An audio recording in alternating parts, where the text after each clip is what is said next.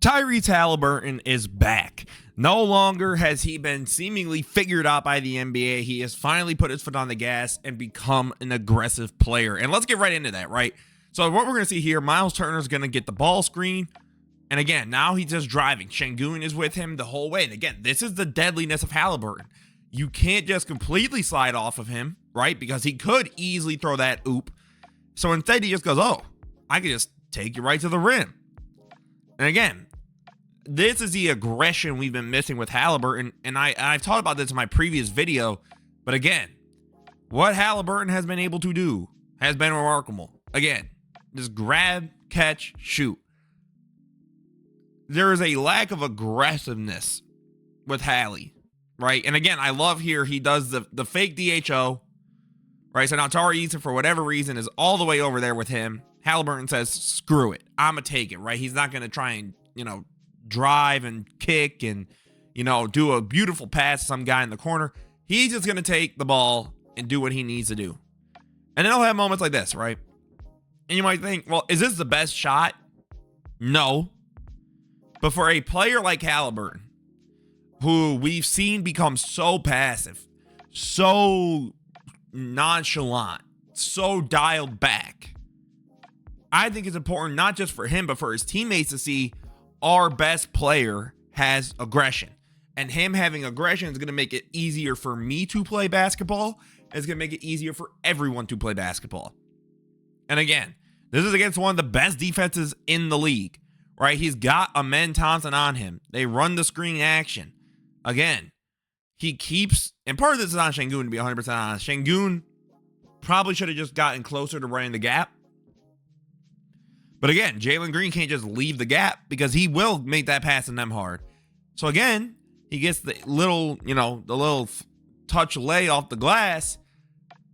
I think his use of ball screens has become better and better. And again, I like that he's become more aggressive of a shooter because Haliburton has had a really good stretch lately. So since about the end of January, Haliburton's been averaging 21, 9, and 3 on 53 from the field, 48 from 3 on 7 threes a game. That's elite volume. And that's an elite shooter. And then 87 from the line. This guy has been ridiculous. And I mean, we even just saw it yesterday against the Bucks. The dude's hitting dagger and 1 threes like it's nothing, right? And again, Haliburton does a great job here. He gets the man on him, Reed Shepherd, gathers, and again, that's an aggressiveness that wasn't there at the beginning of the year. If you guys remember my first video about had the league figured out Haliburton, that was one of the biggest concerns for me, was the league knew and caught on to the fact that he was not an aggressive player. If he was going to drive, he was looking to pass, he was not looking to score.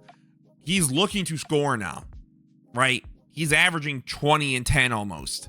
So now teams have to respect him more, which will then make his playmaking even more deadly. And again, now let's get into that playmaking and how I think, again, this aggressive Haliburton has unlocked his true potential. So again, the aggression that Haliburton has obtained, right? Now you got Bron and Jokic going up to defend. And again, I don't want to hear, but Emster, is that really an assist? The guy we're watching right now, people's best player in the world. For me, second best player in the world. I've seen this dude get assists where the Christian Braun's taking 3 to 4 dribbles and then they were going up for an and one. That is not Jokic assisting that. Every player in the league has assists where you sit there and you look at him and you go, that's not really an assist though. Right? And again, now you got the ball screen action. Waits. And this is just like, again, aggressive, right? So now Jokic's like, I gotta recover. Because, Christian Braun ended up getting back. And Jokic isn't really looking, so he's able to thread the needle and get the dunk, right? But again, the reason that Haliburton's playmaking has gotten better is because he, as a scorer, has improved, which I think we could talk about really quick. Something that has been lost upon the NBA fan base, and I think just the discussion around playmaking and passing and all that, your playmaking at some point is only as effective as your scoring game is. What I mean by that is, Part of the reason that Nikola Jokic is one of the greatest passer playmakers we've ever seen is that he's such a deadly scorer. Teams cannot simply just leave Jokic on the island one-on-one and hope that it works out, right? The reason a guy like Luka is so deadly as a passer and a playmaker is because his scoring is so elite. Teams cannot just leave Luka on an island one-on-one. Because they can make that pass, they will make that pass, and that will lead to you dying by 1,000 cuts another way. And once you try and stop that, they will then go one-on-one and absolutely decimate you. Now, again, Haliburton is not as good of a scorer as either of those two guys, right? That's just not his game. That's not how, his level of greatness.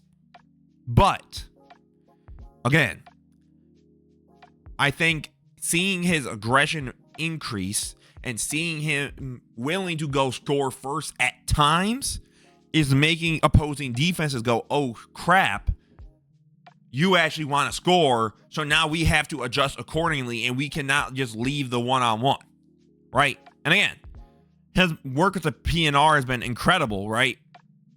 But just notice, he does it perfectly because Russ is here. Russ wants to stop the possible DHO. Thomas Bryant goes in the lane accordingly, so that way, the man can't just completely come over. Gets the catch to Obi, right? And I think, again, part of it isn't even just to show you an assist. It's to show you that this guy has look at how they're picking him up. Christian Braun's on him from all the way back here. So he just waits, sees the man, goes over here, and he goes, oh, cool. Easy catch and shoot for Miles Turner. Right? Again, that's where Haliburton becomes such a deadly player.